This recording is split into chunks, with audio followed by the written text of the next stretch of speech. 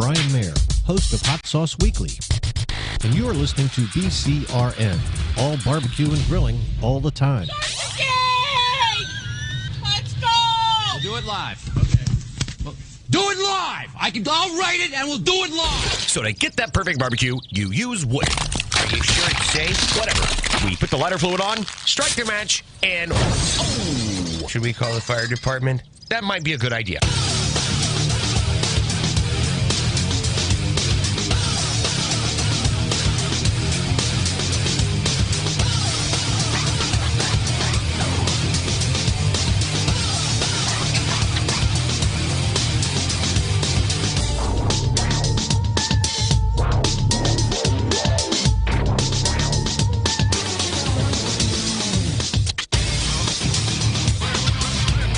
And welcome to the Really Big Barbecue Central Show. This is the show that talks about all things important in the world of barbecue and grilling. Originating from the Rock and Roll Hall of Fame city, Bomb City, USA, Cleveland, Ohio, the barbecue capital of the North Coast. I am your program host, Greg Rempe. Happy to have you aboard here for your live fire fun and frivolity show. If you want to jump in this evening, it is a phone call or an email, and here's how you do it. You can get in touch with the show by sending an email to greg@bbqcentralshow.com or on the Twitter and Instagrams at BBQ Central Show. Anything else you want to find out about the show can be found at the main website, thebbqcentralshow.com. And here's what's happening in case you didn't get the newsletter. Coming up in about 12 minutes from now, it is a brand new month. Of course, a brand new year, 2022, rapidly coming to a close. And joining me in his traditional spot, first Tuesday of the month, is none other than the creator of How to Barbecue Right, the pitmaster of Killer Hog's barbecue team. And joining me for perhaps the start of the 6th year or 7th year of doing monthly appearances. Maybe it's longer than that. Maybe it's just a little bit short. Malcom Reed will be joining me, and we'll talk about how the year ended up for the show and for him personally. Recap some of the cool gifts maybe that he got, some of the cool gifts he gifted to other live fire lovers. And we'll see, most importantly, what we have in store for us as fans of How to Barbecue Right. Maybe you're going to be visiting down in Hernando, and you're going to check out Malcolm's barbecue shop, things that are going on in there. So plenty of stuff to get caught up with Malcom on. And then we'll move 35 past the hour. Right off the bat in the new year, we're starting with a brand new guest. If you have always wondered about branding, if you have always wondered what the hell does brand even mean? Am I branding right? Am I branding wrong? If I'm right, how do I keep it right? This segment at 35 Past is going to be all you need to get you on the right track to answer all of these questions. And through her husband, I have known her for even, I think, before the show has started in podcast form, back in the Barbecue Brethren days, back when I owned a barbecue forum, well before the podcast. We will be joined by the creator of CKO Creator, Phyllis Strawder, the Ghetto Country BrandMother. And she will be talking to us all about branding, a little bit of her background and why she's an expert in branding. So again, if you have any questions about it, even from a high level, this is going to be a segment you want to tune into. And that will close out the first hour. Then we will move to the second hour. And aside from Malcom being the first Tuesday of the month, first hour guest, you know we go to the first Tuesday, second hour guest, 14 past. Sam, the cooking guy, joins us for the first time in 2022. We're going to be talking about crowdfunding. We're going to be talking about dry aging beef and why he likes dry aging, if he really likes dry aging, and then what his age of dryness is from a length period. We'll also get into some other new products that he's offering. Might even take a peek at a previous, you know what, I'm just going to save it. However, in advance of all of that, as the segment gets going, because it went over so well last month as we were closing out 2021, that's being the new game show that's sweeping the nation. What's Sam's favorite Now, in order to take part, you will have to download the Clubhouse app, and then you will have to find me currently airing live on Clubhouse, which is easy to do. And then in that 10:14 or 14 past the second hour segment, all you have to do is be in, raise your hand. I will randomly pick somebody to come up on us, and we will play best of 5. I have 5 brand new questions. All you have to do is get 3 right, and you can win a prize that is worth a hell of a lot of money and probably really cool because it's coming from Sam as well. It's very fun to play this game. What's Sam's favorite?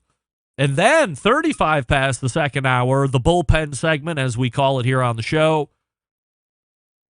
A new podcast is coming out. It's going to be geared towards restaurateurs. It's going to be geared towards influencers. That's why it's called Restaurant Influencers, but the host is somebody that you probably already know. I've known him for years. This is his at least 3rd that I know of podcast. And that is the owner and creator of Cali BBQ Media, Sean Walchef, will be joining us to close it out tonight. We'll talk to Sean about his very new podcast venture. We'll talk to him about if he is going to be doing some upkeep on digital hospitality. And it's going to be a great, informative segment with Sean. Most importantly, who the new show is geared towards. And if you're not currently involved with Sean in any form or fashion on digital, you need to do it because he does have a strong presence. He does have a lot of contacts. He's giving you great information as far as getting yourself out there and, as he likes to call it, digital storytelling with that phone. Smartphone. Doesn't have to be an iPhone, just smartphone in general. And away you go. So that's how it's laying out tonight. Malcolm Reed and Phyllis Strawder, first hour. Sam the Cooking Guy and Sean Walchef, second hour, if you need him. Don't forget, you can follow me socially, Instagram, Twitter, TikTok, and Snapchat at BBQ Central Show for live video feeds of the show. You can go to Facebook and Twitch /BBQ Central Show. Also, YouTube has a stream as well, /RD Rempe. So if you want to see what we're talking about here, jump on one of those platforms and away you go. And as I had mentioned, we are streaming live on the Clubhouse app as well. So if you have a desktop computer and you would rather not deal with the phone, you can download the Club Deck software on your computer, Mac or PC, it doesn't matter, and use it that way, or just get it on your phone, and you can grab the show from there live every Tuesday as well. As far as some feedback and comments from last week, the email that recurred the most over the past week sounded something along these lines, and I got it in various forms or fashions. So allow me to paraphrase just to cover the masses. In a general quote, Greg, who the hell is that kid saying, give me a hell yeah? And why did you wait so long to use that drop? That could have been the drop of 2021. We need to know more about the hell yeah kid immediately. You mean this kid? Oh, it's not triggering right away? Is this where we're going? Right off the bat in 2022? It's coming. Don't worry. It's coming. Here it comes. Come on. Let's hear it. Give me a hell yeah! That's right. Give me a hell yeah! Give me a hell yeah! What do you mean, who is that kid? If you're a fan of the show, I will have you know that this give me a hell yeah kid just happens to be who? The son of none other than Barbecue Central Show 2, maybe 3-time guest, and the guy that I lived next to 7+ years. You recall a guy named Neighbor Desmond? Yes, that's his kid, Braden. Now, I can't talk to the specifics on exactly how the Give Me a Hell Yeah came up, where it was recorded, all the background stuff. But I can tell you, as soon as I heard it from Bobby's iPhone, I said, you need to send me that immediately through email so I can capture that. That is becoming a drop on an open hotkey, which is why you heard it last week a number of times. Give me a hell yeah. Give me a hell yeah. Give me a hell yeah. Give me a hell yeah. That's Braden. He's the newest star of the show, and it runs in the family. Desmond, star of the show, Centralite favorite. Now Braden, many years the junior of his dad, obviously becoming a star of the show cursorily with the Give Me a Hell Yeah drop. And why did I keep it so long? Because I didn't get it until that week. So I pressed it right into service. I wasn't holding it and then slow rolling it out as the year ended. No, we don't work like that. When I have gold, I get on top of it. Some other listener feedback from last week's show. Timmy in Maryland. Greg, last week in the show open, did you say he shed? What the hell is that? Regards, Timmy. Yes, I did say he shed. What do you mean, what is it? It's a shed, not built for a she, built for a he, and I use it tongue-in-cheek. That shed is a storage shed.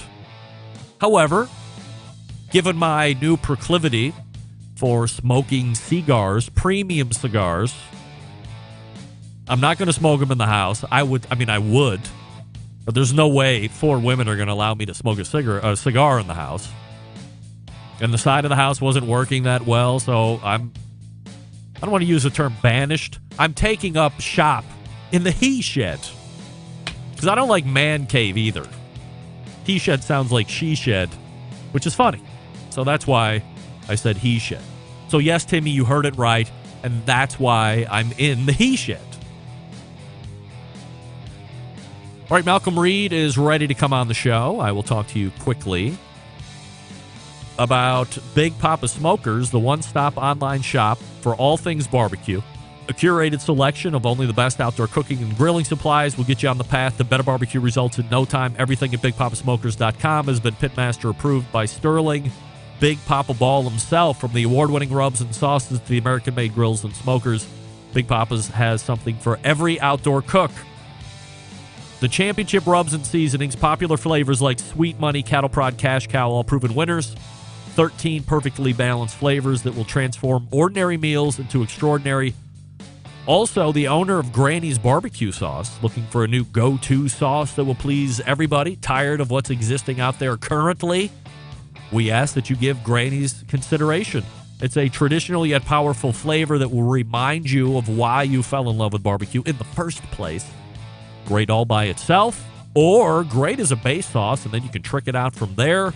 And aside from the premium selection of rubs and sauces, Big Papa Smokers also offering the very best pellet, charcoal, and wood cookers available today. If you're looking for a versatile smoker that's easy to use, check out that Mac 2-star General Pellet Cooker.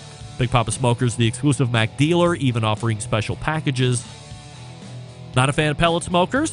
Take a look at the Old Hickory Ace BP. It's the only charcoal smoker Big Papa trusts on his competition trailer. If you're not sure of what grill you need, call them and ask questions. Why not? 877-828-0727. That's 877-828-0727, or shop their website, bigpapasmokers.com. That's BIGPOPPA smokers.com. We are back with Malcolm Reed, first time in 2022. Stick around, we'll be right back. You're listening to the #1 most downloaded barbecue and grilling podcast anywhere. The Barbecue Central Show.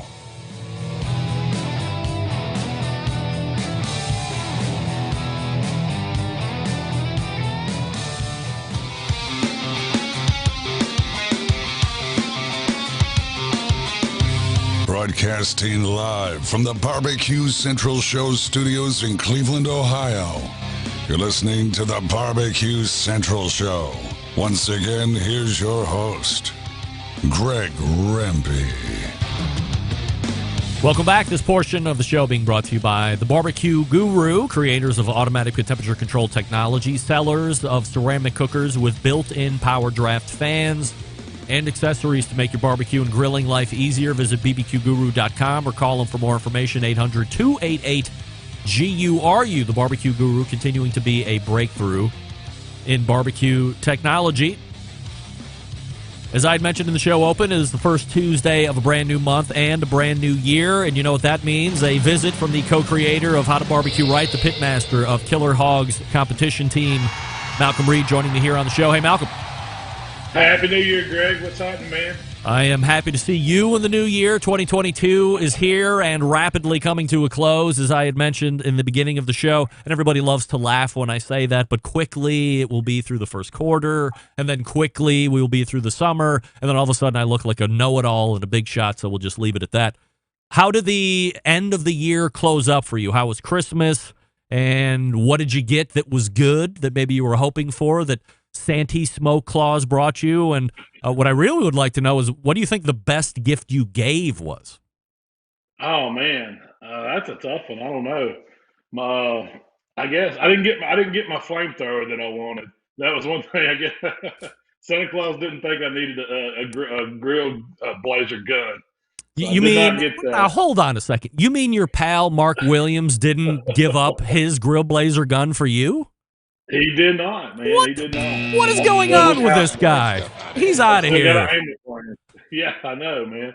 No, I got some really, I got probably way more than I deserve, but I got some cool Yeti stuff. I got a Justin Wilson cookbook that I'm really proud of. I don't know if you know Justin Wilson. Are you kidding? Yeah, but he's one of the first guys I remember cooking on TV as a kid, watching him on PBS.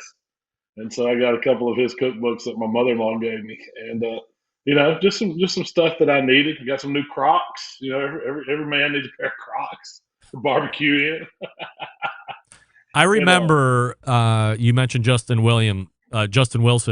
So I remember him. Saying wondermiss as far as describing something. Ooh, that wondermiss, I guarantee. That was one of the taglines that I remember. And then it was either before him or after him. It was Martin Yan Can Cook. And that hour of cooking, and I was pretty young. I was sub 16 years old. Wasn't really into cooking anywhere near as I am now, but that laid the groundwork. There was also, I really liked, he ended up being a kook or maybe some kind of a pedophile. I apologize if he wasn't. Who was the guy? The Frugal Gourmet? Wasn't there something weird or illegal going on? But I used to love watching him as well. Those were my cooking inspirations back in the day. That was it, man. I found some old Emerald Live on YouTube the other day. I was just looking for something to pass the time, and I got stuck in that YouTube loop watching old episodes of Emerald Live. That was stuff I remember cooking as growing up and getting into it myself. And those were the kind of shows that inspired me to start, dabbling in the kitchen and then starting outdoor cooking and with the grill and smoker and all that stuff. So got to give credit to those old shows.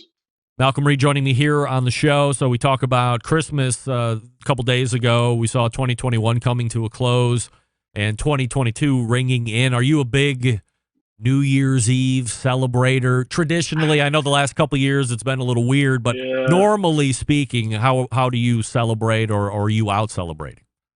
As my beard has gotten grayer, I've got away from. I think I made it till 10 o'clock New Year's Eve. That was late. Oof. But we stayed at hunting camp. Rochelle came down, hung out with us, and we did some riding on side by sides. The weather was extremely warm down here. We didn't get cold weather just a few days ago. We were at 80 degrees, so it was real pleasant. We built a fire outside, threw some stuff on the grill, and then we cooked all the traditional stuff on New Year's Day: the black-eyed peas, the turnip greens, the hog jowl, the cabbage, the cornbread, all that stuff. So we had a big time. Yeah, I was just going to ask you if you do the New Year's Day meals. Now, do you do that because you like the food, or is there a healthy dose of superstition involved? Like maybe 2022 wouldn't be good luck if you didn't do all that stuff? I love the food, absolutely. I think I only eat black-eyed peas one time a year. I don't know why, because they're really good. But since growing up, my mom and dad have always told us it's good luck if you eat black-eyed peas on New Year's Day. So I remember that for as long as I can remember. Is that more of a Southern thing? Man. It must be. I don't know, because I know, speaking of Mark Williams, he went up to Indiana and hung out with some friends up there, upstate Indiana, and he said he had to cook the black-eyed peas and greens and all that. So they'd never had it. So it was different, So I guess it's a Southern thing. We do. I thought everybody ate it. We do pork and sauerkraut, no black-eyed peas, and I don't know if I don't want to speak for all of the ladies in the house. I'm sure there would be some that would give it a whirl, but I would venture a guess that probably wouldn't play to maybe more than 25 or 50% of the gals up there. I like black-eyed peas. I've had them a number of times, but I never think to have them with New Year's Eve or New Year's Day to get through that superstition. But it's always been pork and sauerkraut since I've grown up, or at least since I've been married. And I would like to say that I've never been superstitious. If things have worked out for me, I've never thought about what did I just do? What are the clothes that I'm wearing? was it 80 degrees outside and try and replicate and only do that stuff to make sure that I have success again. But I do like fresh sauerkraut. Here's breaking news right now. Not even going to lie. A Barbecue Central Show exclusive news update. Greg Rampey reporting from the breaking news desk here in Cleveland, Ohio, the city that breaks the most live fire breaking news that is breaking across the country. Nay, the globe. As a youth, Malcolm, I hated sauerkraut, but I think mostly because sauerkraut that I'm used to, or that I was used to, was coming out of a can, and it looked gross, and it smelled worse, and it tasted worse than that. And then 10 years ago, 12 years ago, I finally came across cold, fresh sauerkraut that was maybe perhaps still fermenting, and the crunch and the crispness and the sharpness of the flavors. I take a fork and just eat it out of the bag. I have become such a fresh sauerkraut convert. It is incredible. You like the same stuff? Oh yeah, the brand I buy is Clausen, and they have it at the great. It comes with a refrigerated pickle section, and I mean, straight like you said, straight out of the bag. I love it, but it's good for you, man. They say that stuff. If you eat a big spoonful of sauerkraut daily, it's got all the, the good bacteria in it, all the good microbes that your gut needs to make up for all the bad stuff we put in it. I think the most sauerkraut that's made is actually coming out of Wisconsin. If I'm not mistaken, 12 years ago, 13 years ago, I did an interview with the CEO of, I think it was Crisp Kraut is the name brand. It's like KRRRRISP. But then they owned plenty of other brands on top of it. They were buying independent sauerkraut makers all the time. They were easily the biggest. And one of the things that we talked about as we were getting to know the CEO and his background, and then the background of sauerkraut, is that for ages, this stuff has been incredibly healthy and a huge health benefit. When people were coming over from overseas here to the States, there were barrels of sauerkraut on there, and the sailors would eat that, the passengers would eat that to help them from getting things like scurvy and other sicknesses. So not only is it good for your health, it's good for your gut, as you had mentioned. So I've become such a huge fan of sauerkraut that, and I'll put it on hot dogs and sandwiches, not just traditional stuff. If I need a little bit of sourness and some crispness on top of it, I'm going right for the sauerkraut every time. Oh, I'm with you. Where do you stand on the kimchi? Well, now I have to be very embarrassed. I've never had it. Never. Oh, man. I've never had it. Yeah, Should I be getting into it. kimchi? Yeah, it's kind of like the Asian version of sauerkraut. I mean, it really is, except it comes with a little peppery kick. But it's fermented cabbage that they use salt and they use different peppers in it. It's got a really good flavor. It's unique. But what I like about it goes excellent with grilled beef. So if you get like some fillets and you cook them right on the fire, just sear them really hot and serve them with some kimchi, it's just some different flavors. You don't need much seasoning on the beef at all. Just simple salt and pepper over a hot fire, and it's tremendous. You need to try it. All right, I'll get kimchi. There was a bag of it right next, so I get the Cleveland Kraut brand of sauerkraut. It might just be a regional brand here, but they make kimchi as well. I saw it. I didn't grab it, but next time I go to Heinen's, I'll grab a bag and report back next month on my kimchi experience. As we're talking about 2022, have you made any personal New Year's resolutions, or are you not a resolution maker? I'm not a big just try to do better than I did last year, man. Just try to help folks out as much as I can, come up with some good recipes, and just keep on doing what we're doing. That's my philosophy. Try not to take a step backwards, but who knows? I'm one of those things. I don't believe in superstitions and the resolutions and all. I need to get healthier. I think we all need to work on that. And then Lord knows I need to drop a few pounds, work on a few things, probably walk a little more, things like that. Just stuff that's a little better for you. Do people get after you about that at all? Like, hey, Malcolm, shed a couple, or get a little bit healthier, man, so we have you around a little bit more. Like, what does it take to get you motivated to want to do that? Constantly. I mean, it's I've struggled with that all my life, man. But I love the food and good times, and It's one of those things. We all got our demons, I guess. No doubt. Malcolm Reed joining me here on the show. HowToBBQRight.com is the website, of course, and you can follow him on social media, same handles as well. Let's take a look back at 2021 now that we've had a good couple days to really recollect from a live fire standpoint. When you look back January to the end of December, were there any things that stuck out? Were there any items that stuck out to you as being things that won the year as far as products, or things that you thought were particularly exciting, didn't have to wreck the world as far as marketplace share or anything like that, but things that you thought were interesting that were cool?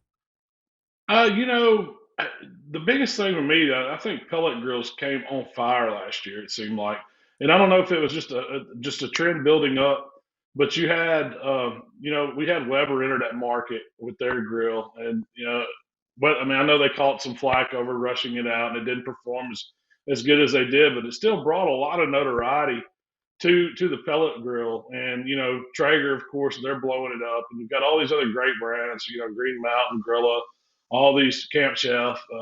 It amazed me of how much people used to look at pellet grill cooking as not real barbecue, but I think it's became more mainstream, and in a lot of ways it's surpassed a lot of the charcoal and stick fire cooking, I think. And then you had the whole phenom with the Blackstones, the griddle cooking taken over, and with the way that short form video from TikTok and all that came on, you see a lot more people it's not just like doing recipes like I typically do. It's a lot of fun stuff with cooking, and you see how many more people are into it.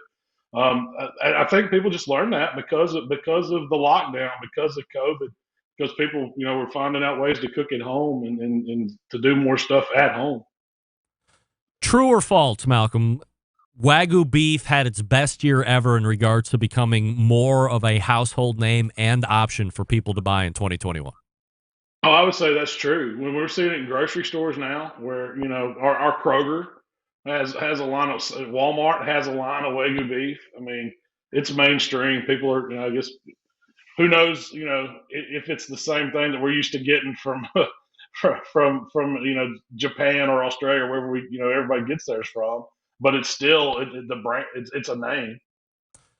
Do you think in 2022 that Wagyu will continue to gain popularity, or do you think it's just going to be a term that people know about, but it's still going to remain a specialty item that maybe it's a graduation or some other special event that you would spring for that? I think so. I mean, with the price of beef now, it seems like just choice beef is high. So, it's definitely going to be a premium if you're stepping up and buying something. It's not like you're going to just go buy a pound of ground Wagyu to make burgers with on a Tuesday. But it's still, it's still something that's higher end. In the competition world, we've all known about it for years. I mean, I know I've been cooking, the form of Wagyu brisket for over 10 years. So it's been around, but it's just, it's one of those things you don't. I hope to see people looking for more quality in their meat like that. Maybe we'll see it translate over to pork and to chicken. Seeing some higher end type products, something that's more natural, something that has better flavor, other than just stuff they churn out, cryovac, and put in a meat case. Because there's a lot of good stuff out there if you look for it. I think 2 or 3 years ago, maybe it was even longer than that, Steven Reichland was on a mission to talk about don't eat as much beef or don't eat it as frequently. Relax a little bit, save your nickels and dimes, and then when you're ready to eat beef, whether it's once a month or once a quarter or whatever, now you've amassed a little bit of a savings, and then you can buy the best beef that you can afford or the best beef that you've saved the money on and have it be a little bit more meaningful. I mean, as the American public continues to remain a beef-eating public in ways that we've never seen before, and it's not endless amounts of beef. We're getting beef from weird places. They're doing things to get beef out quicker, and quality inevitably will suffer. And I'm wondering if 2022 isn't going to be a little bit of a tipping point where people, like you said, will consider more about the beef, where it's coming from, and the quality. I think that's more what people are going to be looking for anyway. I think they're going to be sourcing it more local, wanting to know, where it's raised, where the animal's from. You kind of get that whole farm to table aspect going. But we're really what I think that people would enjoy more is trying these lesser cuts of beef and something that may not be as expensive that you've never tried. Going out and sourcing that, look for these hanger steaks, look for your skirt steaks, so stuff that people that just that you don't try a lot. The Denver steak, the chuck eye steaks. There's a lot of great cuts that are way less expensive than a ribeye or a filet that taste just as good or even better a lot of times. Malcolm Reed joining me here on the show from How to Barbecue Right. Malcolm, you want to take a question from the instant chat about cold weather grilling? Sure, man. I'm always up for questions. This is from Keltree, who's watching on Twitch, which is twitch.tv/BBQ Central Show. Do you have any beginner need to know about barbecue in the winter? What do you think some of the key things to consider are when the weather turns? For me, it's always been kind of the wind and positioning your grill, depending on what kind of grill you're cooking on, that you don't want that cold air just rushing in. It's going to fight against you. Of course, you want anytime you can block the sides and keep some of that direct air off, it's going to help your fire run a little smoother. But also, if you've got a grill that maybe doesn't have as great insulation, looking to give you some big heavy-duty kind of heat-proof blankets or something that you can put around the grill to contain some of that heat, just to where you're not working against yourself because of the weather. That's probably the biggest advice. I mean, a lot of times it'll slow it down, when it's cold outside. But if you've taken some of the wind and the heat that's losing, from escaping from the grill, that'll help you. One of the most important things that I had learned right off the bat, because obviously it gets pretty cold here in Cleveland, especially depending on how the summer and the wind is coming off the lake and so forth. Don't short yourself on the fuel if you're using charcoal or if you're going to use wood or whatever. It makes perfect sense that if you are in the middle of summer and you're maintaining 225 degrees, you have a load of charcoal in the Weber Smoky Mountain. If the wind isn't blowing, you could get 14 hours, 15 hours if you're doing minion method all by itself. In the winter, it's not going to work like that. It's now 20 degrees instead of 85 degrees. So the cooker and the fuel has to work harder to continue to maintain that same 225 degree temperature. So you might get half the time. And if you're not considering that, when you go out and check it after you've left it overnight at 6 o'clock in the morning and found that your fire has gone out because all the fuel has been taken. So that, and then of course, from a safety standpoint, I always say, remember, things that are running hot remain hot even when it's 20 degrees outside. So don't go touching the top of a hood of a grill that's on because it's still going to be hot no matter what. So those are some of my beginner winter barbecue things. 2022 look ahead from a YouTube standpoint, Malcolm, as viewers and fans of yours, what can we expect this year? Man, I'm going to keep pumping up some long form video. Got a bunch of good recipes that are going to be, hitting this year. I'll get to working on my schedule here pretty soon. I still got like 26 more days of hunting season, Greg. So wow. So it's not back to work. It's not back to work yet. Are you? How many deer are you in at this point? I've killed 2 doe this year. I haven't got a buck yet. I've been taking Michael a lot over Christmas break. He just shot a really, really nice buck day before yesterday. So it's my turn now. I get to finish the year out. And I'm sure I hope to get a nice buck. But if not, I'm happy with the 2 deer. It's been a lot of fun this year. Well, you got 26 days, so I'm sure you will get what you want. I hope you get what you want. We'll get a full report in February when he comes back. It's Malcolm Reed from How to Barbecue Right. Once again, the website, howtobbqright.com. Find him on YouTube, of course, where well over 1 million of you are already subscribed. And you can follow him on social at the same handle, How to BBQ Right. Malcolm, always appreciate the time. Happy New Year again, and we'll see you in February. Happy New Year, Greg. Always fun, man. We'll see you. All right, there he is, Malcolm Reed right there from How to Barbecue Right. A lot of you huge fans of Malcolm as you're writing here in the instant chat. Dave's got beer, really loves Killer Hogs barbecue rubs. Put them on the Christmas ham and cooked them on the Weber. So we'll see what Malcolm's up to in February. Hopefully he gets that buck. Phyllis Strawder is in the green room. We'll get to her in just 1 second. I'll talk to you quickly about Yoder Smokers. They design and build all of their products right here in the States and building pride through craftsmanship and world-class customer service. That's the backbone of how they've built the company. This approach translates into what can be a truly bespoke style product. that elevates the gatherings with friends and family. Honored to have a trusted place in backyards of America. From pellet cookers to wood-fired offsets and charcoal grills, consistent blue ribbon flavor has become synonymous with the Yoder Smokers name. Make no mistake, Yoder Smokers' flavor-driven design is unique to each style of pit, and their team has developed their cookers to perform time and time again while outlasting the competition for generations to come. It's this generational thought that's rooted in the handmade products and defines the integrity of the core values: American-made quality, endless flavor, the benchmarks of Yoder Smokers. YoderSmokers.com. Grab yours today. That's YoderSmokers.com. And yes, I continue to effort an interview with the CEO of Yoder Smokers. He's very busy trying to meet the demand for his cookers. We'll get there, trust me. You're going to want to stick around for some branding talk like you've never heard before with the Ghetto Country BrandMother. Confused? You won't be when we come back. Stick around.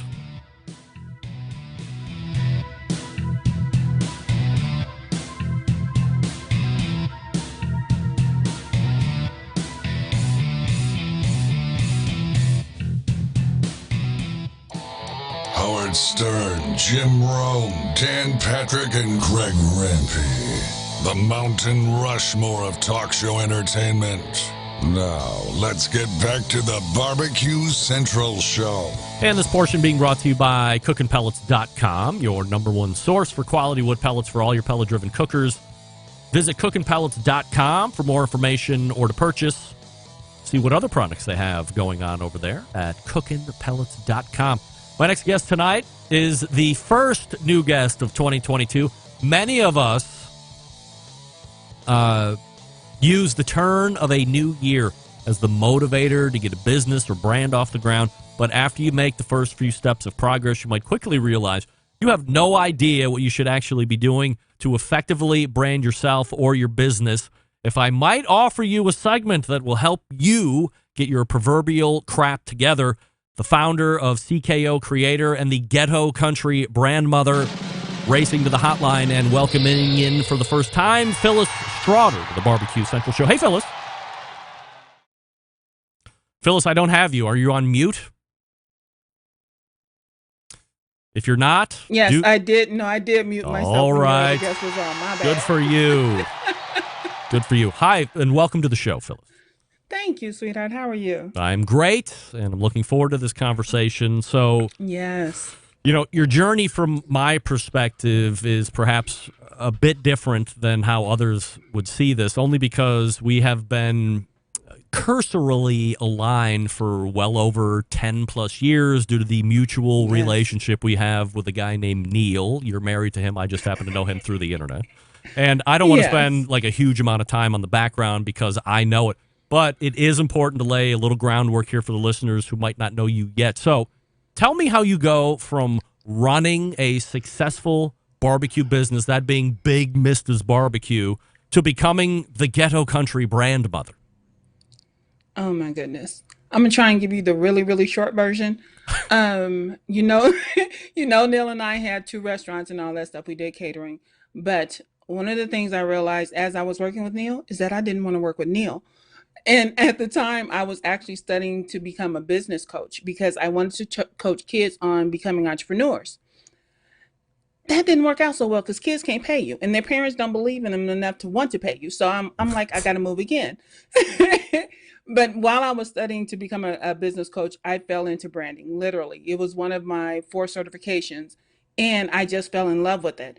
And I went down that path and then I like, you know what, let me go ahead and pivot because at that time I thought I wanted to help the restaurant industry because it was getting so jacked up by the pandemic. I'm like, these folks need my help. But then I was like, okay, I can't necessarily help them because I know margins are thin and they don't have any money. So you know what, I'm gonna pivot again. But anyway, the whole Ghetto Country thing came from actually the restaurant and that vibe has followed me from that to business coaching to branding. So Ghetto Country means I was raised hood adjacent by a country mama, and I just brought the brand on with it with the BrandMother. So there you go. That's the really, really short version. How do you define the term branding, and what does that mean to you? I would define the term branding as It is you controlling the narrative. You as the brand leader are controlling the narrative of how people see you, how they perceive you, and how they attach to you emotionally. If you're not doing that, then the client or the customer is actually doing it for you. It's happening whether you want it to or not, so it's best that you control the narrative. So that's what I would consider branding. If you look at my show and the lifespan that it has, would you say that I did? And please be honest in the most brutal way possible. Do you think that I have? Am I murky in my branding? Do you think that I have a pretty strong brand? I know what I'm talking, or I know what I'm trying to put out there for people to attach to. I think you have not a murky brand. You actually have a strong brand, but you're not marketing it strongly. When I looked at your website and I looked at your social media and so forth before coming on, I saw that your message about what you do is very clear. You do barbecue and all of that kind of stuff, but there's more to Barbecue Central than just that. Based on the sponsors that you get, based on the people that you have on your show, there's an underlying message, and I don't think that's necessarily clear. There's nothing on your website about your messaging. There's nothing on your social media. You're just posting guests instead of telling people, it's like, this is where I am. Like, if you decided to brand starting this year, this is where I am now, but I'm trying to get over here. Because I know you've been in this game a long time, and I expected to see bigger numbers on your social media. Maybe it's on your Twitch or YouTube or somewhere else, but it was not on your Instagram. So that was very surprising to me, because I don't think people fully understand that, yes, you talk about barbecue, but there's more to it than that. Is that fair? I'm a failure. This is what you're saying. No, you're not. Oh, my God. Phyllis, I have to go. Cry in the corner. No, I mean, this is... Well, certainly this is a conversation I could have with you off the air and vent my frustrations on where my social media numbers are, and especially, Instagram. It's tooled around 6,000 for a year or two, and I certainly understand that from time to time algorithms change, or some people with huge followings have quote unquote gamed a system in some form or fashion, and that the bigger tell is audience engagement or follower engagement. So if you have 125,000 people and you go live and 2 people show up on your live stream, there isn't a huge engagement with all of your 125,000, on those right? numbers. Sure. Yes. So to me, there has to be a fine line between of course, I want bigger numbers, of course, but I also want to make sure that I have a fervent and engaged following, and from what I'm getting from you, those can be mutual. They don't have to be exclusive. Yes, they can be mutual, because in looking at your, like I said, I just looked at your Instagram. I didn't look at any of your other social media, so I'm just basing it on that. But looking at it, I see that you post like guests that are going to be on. I see barbecue things and all of that, but I see nothing about like, what is the show really about? Is it about more than barbecue? What is the underlying message? So if I were to separate Greg Rempe from the Barbecue Central show, what would that look like? Or are you saying that without Greg Rempe, there's still Barbecue Central, or no? Which do you think? No, without me, this show's over. The hell with all of y'all. Sinking faster than the Hindenburg. If I wasn't here, how the show would happen? I have no idea. And that's the thing. But see, so much of, and you're like we were, so much of you is tied into the brand that it needs to become clearer that, okay, your personal brand, Greg Rempe, the personal brand is one thing, but the Barbecue Central show is something else. So say if you were trying to grow to a point where you wanted to have guest host, then what does that look like for you? Is that going to bring in bigger numbers? Are you going to be able to have someone on your show that has 100,000 followers or something like that in order to make the Barbecue Central show grow? And then also to give you a break from the weekly thing if that was what you wanted.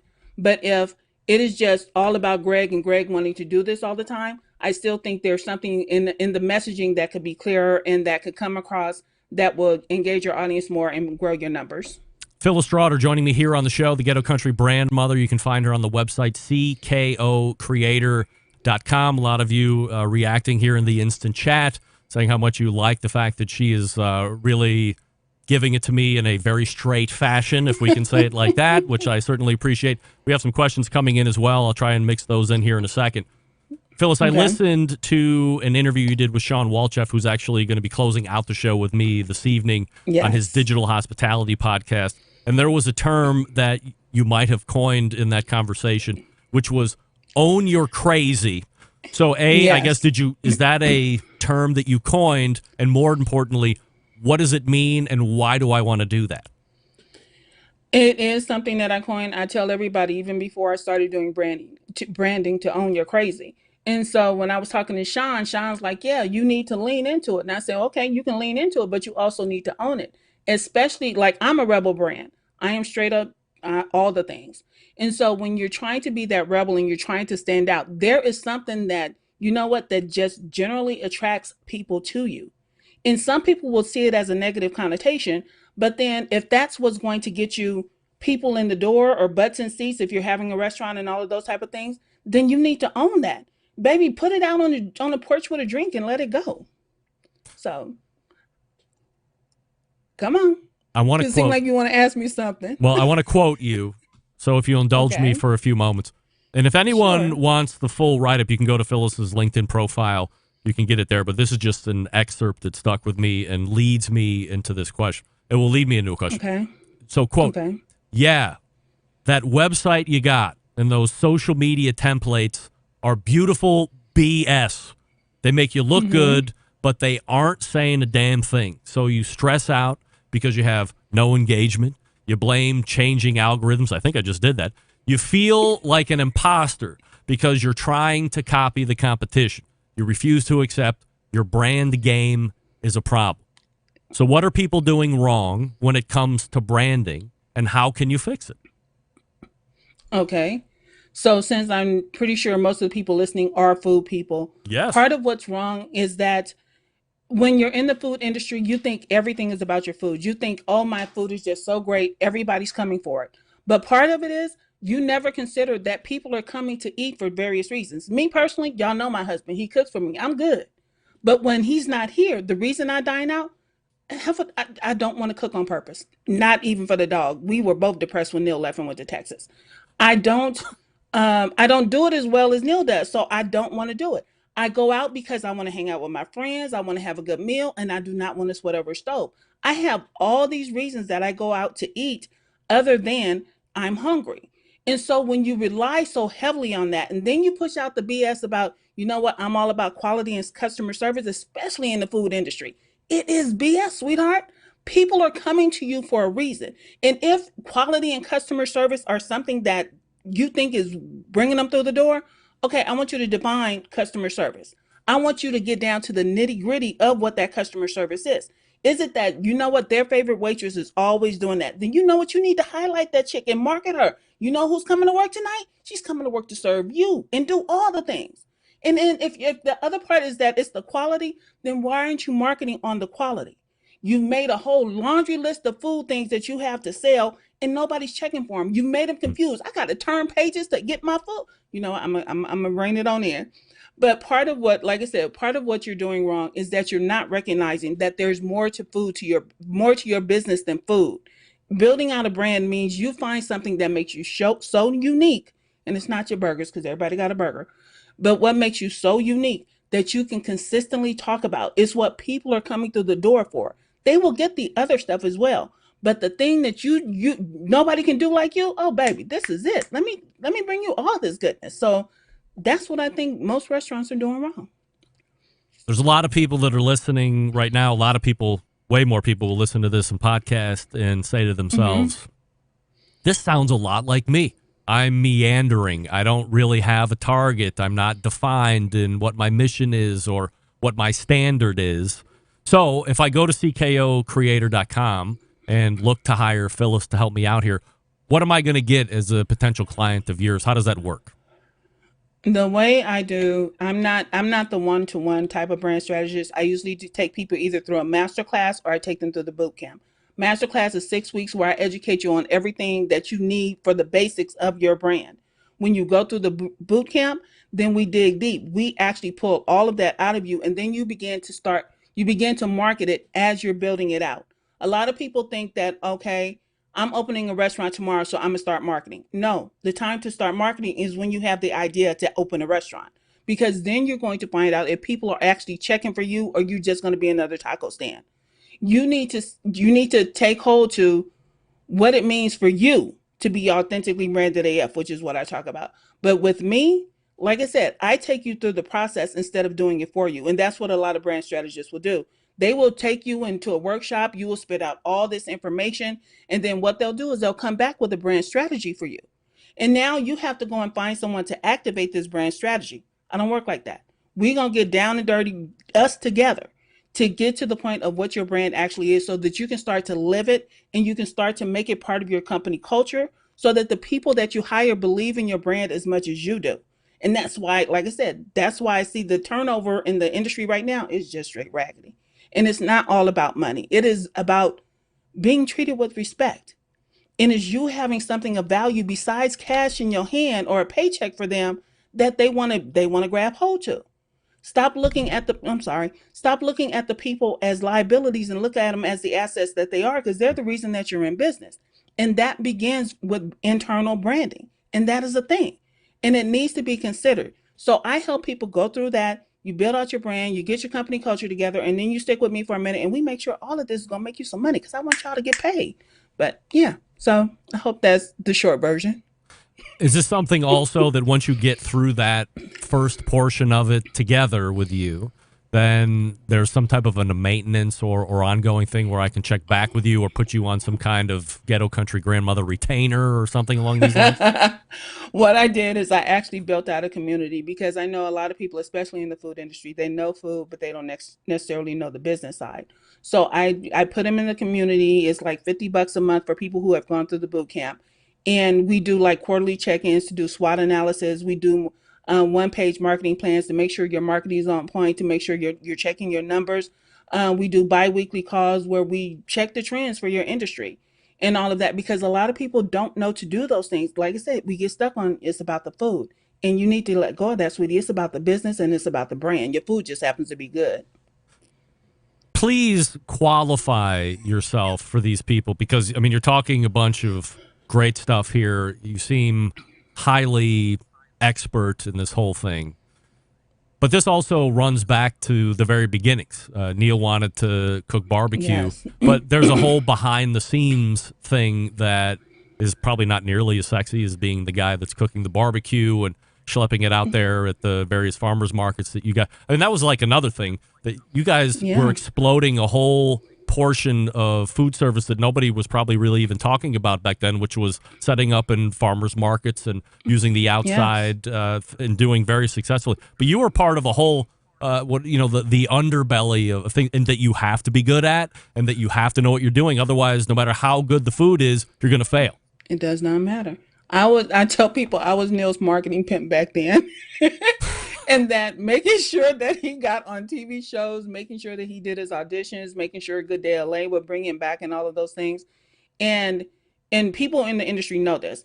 Even though Neil and I were able to build a multi-million-dollar brand in food industry don't mean jack, especially if you don't have a liquor license. And we did not. But doing that before I knew what I know now, I realized how many millions we left on the table. Let me be very clear. I know what we left on the table. To so much so that I actually started a program on Monday where I'm going to become a certified brand strategist. So I'm taking up my game. I'm always checking for this stuff. It's for real for me. I love it. Wish I had known it back then. The website is CKOCreator.com.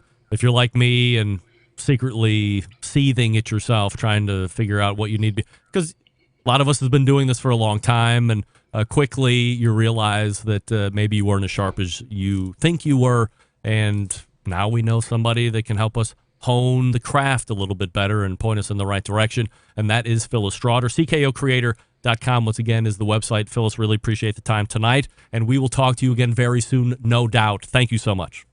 No problem, sweetheart. Great being here. There she is. The Ghetto Country BrandMother, CKOCreator.com. And I know a lot of you are like me going, crap! Get that big stuff out of here. I know. I'm saying it along with you. But now we have a friend. CKOCreator.com. Get your branding game either on point or straightened out or redefined, wherever you're fitting into this whole conversation. Dave's got beer. I love this lady. No punches pulled, and she knows her stuff. Damn straight she does.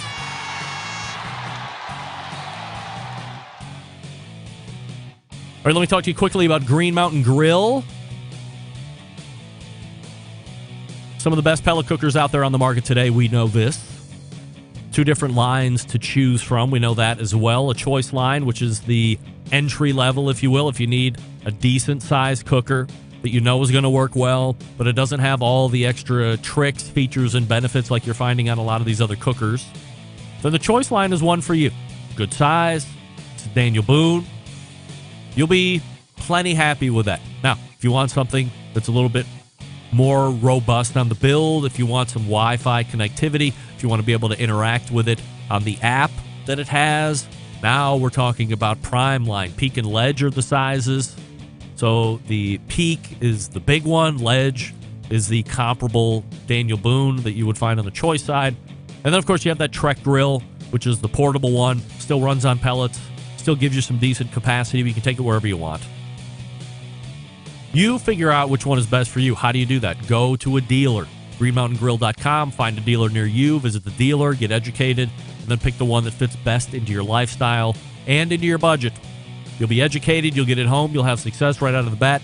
No refunds. No buyer's remorse. Nothing along these lines. Now, while you're at GreenMountainGrills.com finding a dealer, you can also get a bunch of different ancillary items. Sauces, rubs, pellets, accessories that make your barbecue and grilling life much more complete with the Green Mountain Grill. Check them out, greenmountaingrill.com. That's greenmountaingrill.com. We're back to wrap the first hour right after this. Stick around. We'll be right back.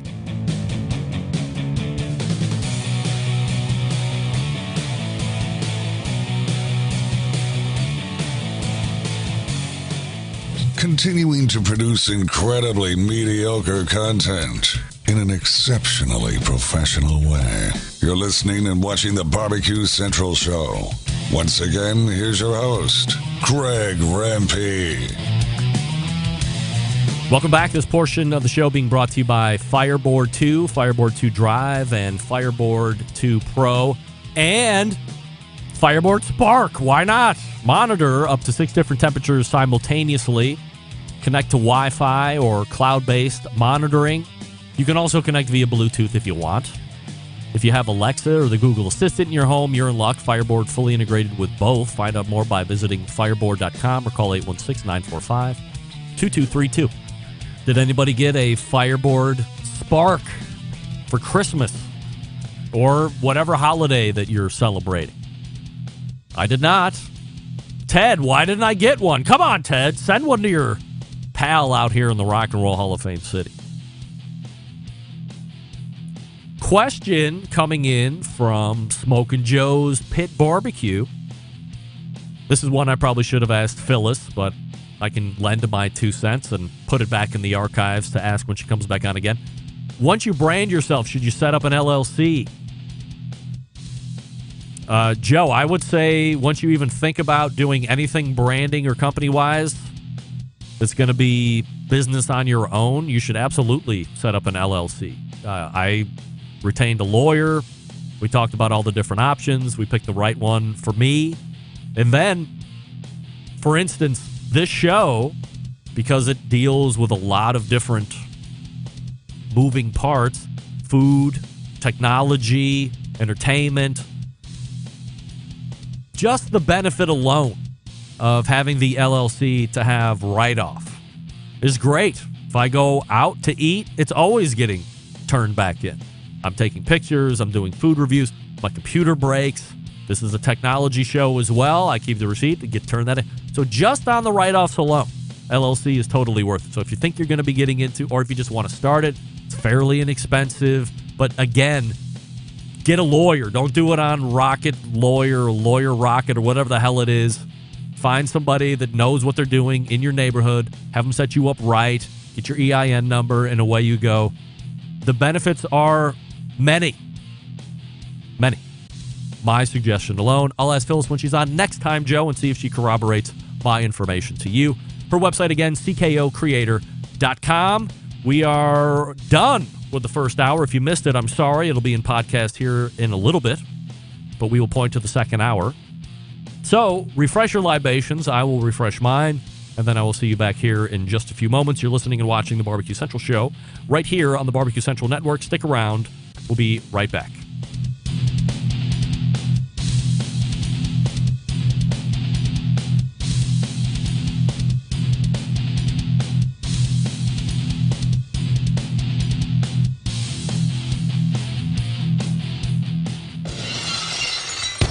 This is Gary Vaynerchuk, host of Wine Library TV, aka WLTV, and this is BBQ Central.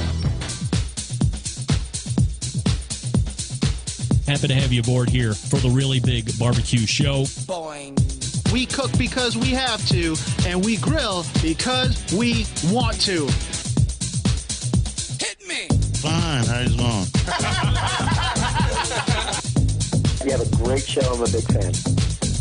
Boing. So what seems to be the problem here? This man looks like he's dead and he's in the crackle. Sean Bono! It's all about the Sean Bono, dude! Succulent fish. What? He ate 54 wieners. Oh, listen, Lavernius, shut your face. I'm shaking like a dog shit peach seeds. We have top men working on it right now. Top men. And just like that, we are into the second hour. Welcome aboard. It's the Barbecue Central Show. We originate from Cleveland, Ohio. We talk about barbecue and grilling things right here live, 9 to 11 every Tuesday evening. It is being recorded at the same time. You will get hour number 1 podcasted Wednesdays, hour number 2 Thursdays, and I'll tell you about Friday here in just a few short moments. Still to come on the show this evening, Sam the Cooking Guy in about 13 minutes from now.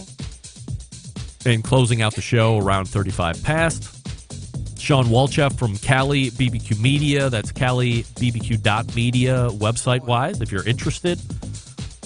The host of the Digital Hospitality Podcast and a new podcast coming out here as of today. First, or at least the trailer was released that I saw on Spotify. Don't forget, you can follow me socially at BBQ Central Show on Instagram, Twitter, TikTok, and Snappers, /BBQ Central Show on Facebook and Twitch, /RD Rempe on YouTube for videos. Also, we are live on Clubhouse for audio. Also, and lastly, you can get an ad-free podcast feed experience through a couple different places at the Patreon page, patreon.com/BBQ Central Show, or if you use the Apple Podcast app, native to the iOS device, there is a little banner right there as you find the show that says ad-free listening experience, or however the hell I named it. You can click on that, subscribe, and all the ads will be taken out. Coming up on the best moments of the Barbecue Central Show in 10 minutes or less this coming Friday, we bring you episode 210, taking you back to January 19th, 2010. And joining me for that episode, back 11 years ago almost, was Dave Bosca of Butcher Barbecue, longtime sponsor of the show. And we talked, this actually might be the first time I had Dave on the show, ever. The very first time. We talked a lot about injecting. Back in 2010, injecting was becoming way more commonplace. Not nearly as common as it has over the last 5 or 6 years. But back when I started doing the show, 2006, 2007, when the Barbecue Roundtable started coming out, if you go back and listen to those original Barbecue Roundtables, you talk about injecting. Aside from pork butt, people were like, why the hell would I do that? Get that big stuff out of here. Now, in 2022, people are like, why the hell would I not do that? Get that big stuff out of here. See how we've evolved in 11 years? 12 years? What people thought was poppycock, now it's commonplace. Now you wouldn't not do it. You think you might be doing yourself a disservice or putting yourself at a disadvantage. So it's funny how things change over a dozen years or so, or it's kind of a slow roll evolution, I guess. People believed it, but they didn't think you had to do it, and now I think everybody believes they have to do it. So within this segment, Dave and I talk about injecting and what makes up an injection and how he got into making injections, his background specifically. He's from a meat market background. If you recall an interview I did with him a number of years ago, we actually learned that he did a lot of work for Sam's Clubs, setting up the butcher departments in Sam's Club all over the country. Cost him his first marriage, but that's what he did. So he's got a lot of retail experience, a really cool interview. So you can get some background on him. And again, if you're not familiar with him, this is a great introduction to Dave. His website is butcherbbq.com. Again, he was a longtime sponsor of the show. His products are great. I still use them to this day. They're wonderful. So highly accomplished and one of the most prolific barbecue pitmasters as well out of Oklahoma. I believe he's a Oklahoma Barbecue Hall of Famer as well. So stay tuned for that episode 210 coming up this coming Friday. You do have to be subscribed to the podcast feed in order to get the best of show. And don't forget, if you want to hear a guest or a segment again that has been lost in the archive somewhere, email John and let him know what you would like to hear. Jon at thebbqcentralshow.com is his email address, and he'll do his best to meet your expectation. And then there's this. I have to ask, why isn't every retailer in the Americas not doing this? Because I certainly don't visit a lot of retailers, but I can tell you the ones that I do visit are not. Andrew, you are not the father. They are not doing this. In fact, the only one that I know that's doing this regularly and across all locations, and they're all corporately owned. I don't know if you have them where you're at. CVS Pharmacy.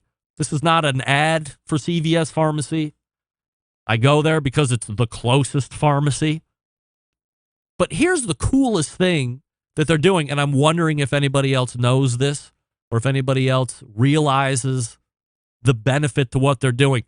And believe me, while there is what I'm perceiving to be a benefit to me, the consumer, it's not benefiting me, I don't think. It's really benefiting CVS.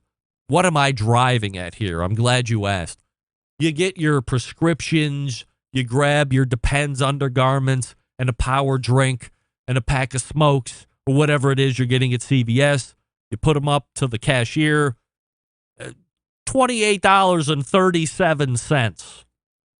All right? And you take your card out or your cash. And here's on the pad, because everything's got a pad now, the electronic pad where you would make payment if you're paying by card. But it's right in front of your face anymore. Here's what it says. Ready for this? Anybody else? Does anybody know what I'm about to say? Care to round up? Wait a second. Care to round up? Do you mean would I care not to have 38 cents in coins in my pocket? Hell yes. Hell yes. Not only do I want to round up now, I'm going to want to round up again every time I hit CVS, because what is it going to be? Once every 300 visits that you nail an even amount, a full dollar amount, $10, $20, $13, whatever. 99% of the time, 99.99% of the time, it's something and change. With all of the technology and advancements and everything that we have at our disposal these days, can you believe for 1 second that as an American public, we're dealing with metal coins? Or whatever they're made out of, tin, nickel, coins. Perhaps the most archaic of currencies. I almost detest cash. We should be cashless, period. I know you could say, well, you can be. People still look at you weird if you pull out your ATM card for $2. I think society's gotten a little more tolerant of that. But currency the way we've always known it is crazy. Paper money, hard change, it's still a thing. You should see the middle console of Bobby's van chocked full of coins. There's got to be $847 in coins taking up 4 cup holder places. What am I going to do? I can't do anything with this. I'll just put it right here. Well, somebody at CVS has figured it out. How can we now?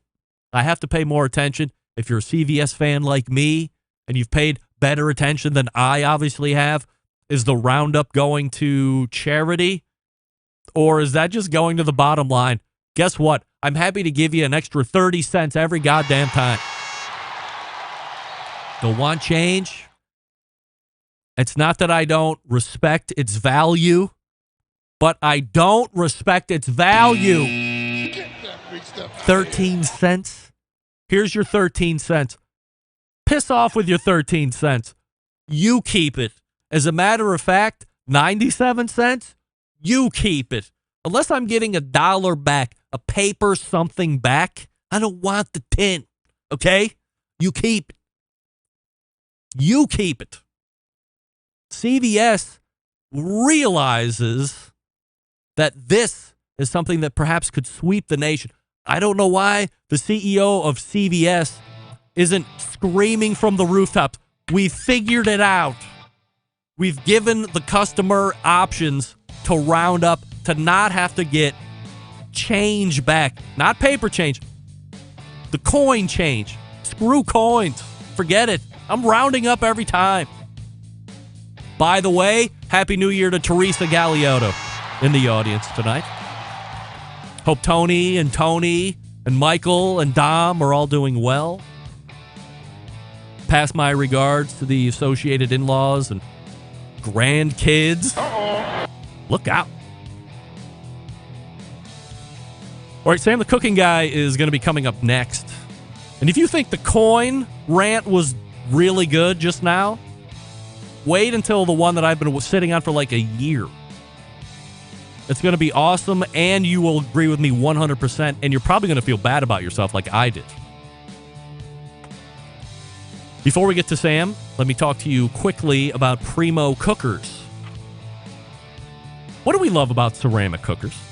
We love that they're fuel efficient. We love that you can achieve low and slow temperatures for traditional barbecue meats. We love that you can get rip-roaring hot for high-temperature grilling of steaks and other thin cuts. But what's missing in the everyday lineup of ceramic cookers? The real ability to do true two-zone cooking. Two-zone cooking, very important to both professional and backyard cooks. It's the best way to manage a fire, cook with confidence. However, getting a two-zone fire in a round ceramic cooker, not very realistic. Why? Because it's round.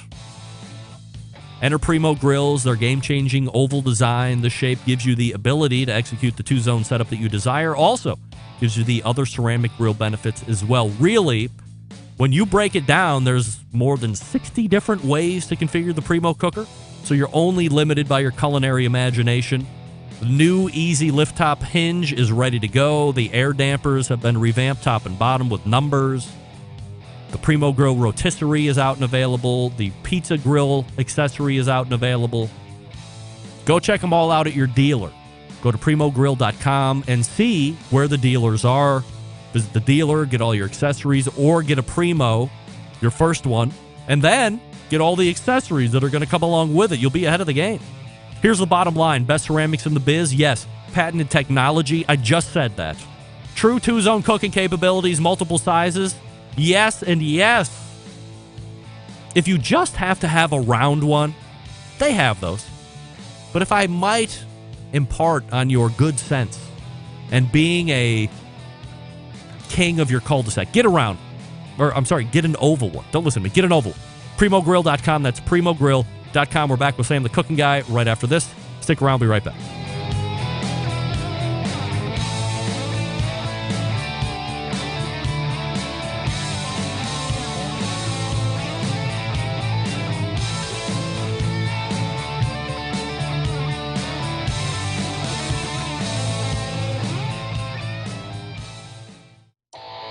Howard Stern, Jim Rome, Dan Patrick, and Greg Rempe. The Mountain Rushmore of talk show entertainment. Now, let's get back to the Barbecue Central Show. Hey, welcome back. This portion of the show is being brought to you by Pit Barrel Cooker, the most unbelievable outdoor cooking device on the planet, currently available in 2 sizes with a host of accessories. To complete the Pit Barrel cooking experience, whether you're a beginner or a professional, definitely a cooker you want to add to the arsenal. Visit pitbarrelcooker.com. Tell them Barbecue Central Show sent you. Did I say 2 sizes? 3 sizes. The PBX came out 2021, if you forgot. Visit pitbarrelcooker.com. Tell them the Barbecue Central Show sent you. Also, might I add, visit ngrandedusa.com, which is their high-end cutting board. Great for gifts. If you're late gifting this year, make sure that you visit Engrained and grab one of those. And you will be the talk of the town. There's no doubt. Uh-oh. Hold on. I've got the good news and I've got the bad news. I'm getting a picture here. Hang with me. What does this say? Unable to connect. Oh, no. I don't even know what that means. Unable to connect? Ugh. Stand by.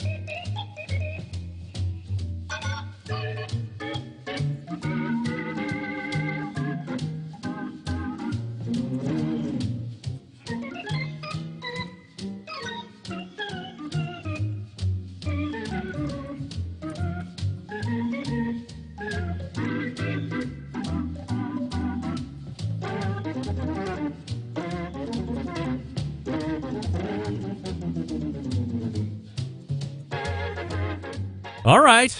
Apologize for that. We're working through some logistics. Sam sent me a screenshot of a screen that he's looking at, of something I have never seen before with anybody ever trying to connect it.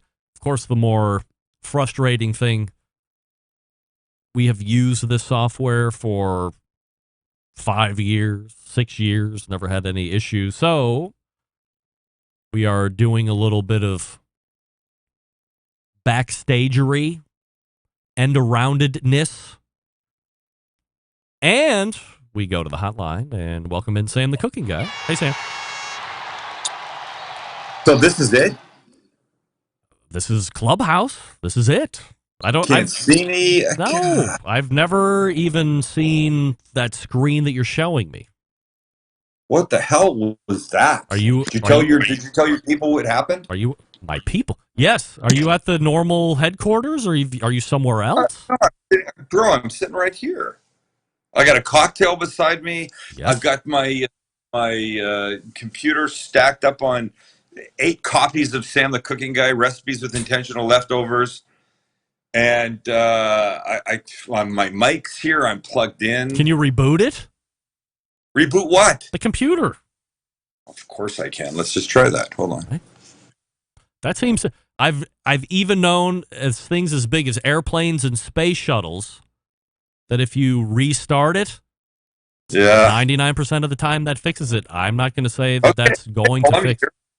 Look, I'm here, and right. Your people will not like the audio coming from my side. Fine. It's not the professional level quality that you demand, but that's okay. It's not that I demand. It's that I expect. Isn't that different? Demand. It's what you should demand. Right. What was that? That was my computer shutting down. rebooting. All right. Do you think we can do the giveaway on this on the Clubhouse? Is that all right? Hey, Matt, it's your show. All right. I'm asking. What are you asking for? Well, I don't know anything. All right. Well, I know we can. So if you want a chance to play the game that's sweeping the nation, what does Sam like best? Raise your hand in the Clubhouse, and whoever I see come up first will invite you on. And Sam, would you like to make the announcement on what the prize tonight is for that person that might win? Yeah, well, considering that I just mentioned that my computer is sitting on 7 or 8 Sam the Cooking Guy recipes with intentional leftovers, let's give away one of them. All right, we'll do that. And look who's here to play. Wouldn't you know it? A guy who actually showed up to Not Tacos only to have Not Sam be there, Lance Owen from Hawaii. Okay, can I deal with this for a second? Does Lance expect I'm in the restaurants every minute of the day? Lance, do you? Can you hear me? Yes, of course. We can hear you. Okay. Sam, no, I did not expect you to be there every second of the day. I was just showing up on a prayer, man. Well, now look, let's do this, and hopefully you win this book. And oh my God, I just clicked on your link. We're having trouble finding that site. I don't know what to say. It worked. It worked for Malcom. It worked for Phyllis, the Ghetto Country BrandMother. It worked for Sean earlier. I can send you a picture of this. I believe you. Of course, I believe you. What is going on? Come on, baby. Just make this work. Just send me the book. We're good. No. That's not how it works. You got to play a game, Lance. So here we go. Hold on. All right, here we go. It's What Does Sam Like Best, the game show sweeping the nation. Here to play tonight for a chance to win a copy, signed or maybe not signed, is the Recipes with Intentional Leftovers by Sam the Cooking Guy. Lance, tell us a little bit about yourself before we get going. Hey, I'm just a barbecue guy that I kind of think I'm the best on my block, but certainly not at your guys' level, but learning a lot from you, and thank you. All right. So, wait a second. How big is your block, Lance? About a half mile long. So, it's a big block. Big block. Here we go. But everybody's on 3 acres, so it's not a lot of houses on my big block. All right, here we go. So it's going to be best. Where's he live? He lives in Hawaii, Kona, Hawaii. Okay, well, then I was just that. Yeah, all right. We got through that already. Here's how we play the game. I'm going to ask you a question, and then you're going to guess what Sam thinks is the best of the two. Easy enough? Okay. Easy enough. All right. You have to get the best 3 out of 5. And here's the first question. Lance, of the two, which species of onion does Sam like the best? White onion or green onion? And to me, they're both equally vile, but you tell me. I think they're both equally great. I'm going to guess the white onion. The white onion, all right. Final answer? Final answer. All right, we'll lock Lance in on white onion. Sam, which one is best?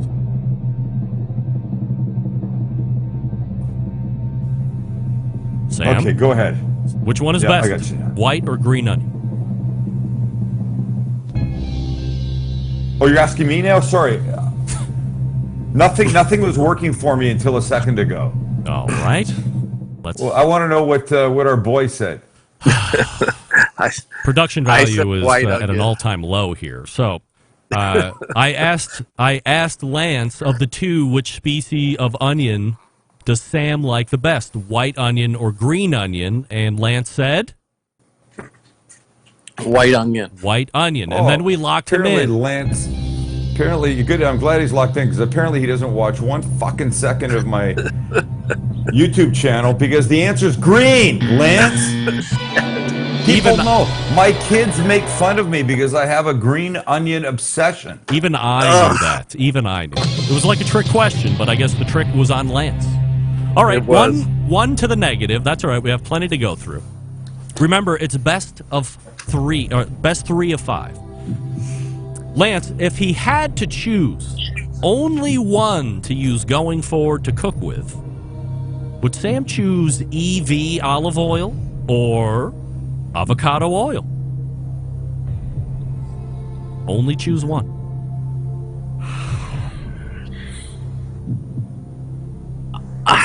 Avocado oil. Avocado oil. All right, final answer? Final answer. All right, tricky. We'll lock you in. Sam, avocado oil or EV olive oil if you had to only use one going forward? Well, Lance from Kona, right? Yep. He gets one on the board. All right. Avocado oil. Good for you. Avocado No, I oil. do feel like he tripped into that. Doesn't matter. It was a lucky guess, Lance. Doesn't matter. I'm just saying. Doesn't matter. Just saying. The kid got a lucky answer. Here we go. 1 to the negative, 1 to the positive. So we're on the right track, Lance. Question number 3. Between the two liquors, which would Sam pick as his favorite? Tequila or mezcal? Tequila. Final answer? Final answer. All right. We'll lock him in. Sam, which is your favorite between the two, tequila or mezcal? Can the kid crawl out of the hole? Because the answer is mezcal. Oh my. Lance, it seems that you might need to be going against the gut, which normally we don't encourage here on the show, but you might want to consider that. Or you got to get the next 2 right, or you're a loser. Oh, don't do this to me. Go ahead. Lance, which does Sam like best? French fries or tater tots? Dramatic. French fries. All right. Final answer? Final answer. All right, we'll lock him in. Depending on how this goes, by the way, there's no question 5. He's an automatic loser. Well, look. We shot to YouTube today. We did 2 episodes. It went really well. We had a great day. I'm in a good mood. Yeah. I'm going to actually lie.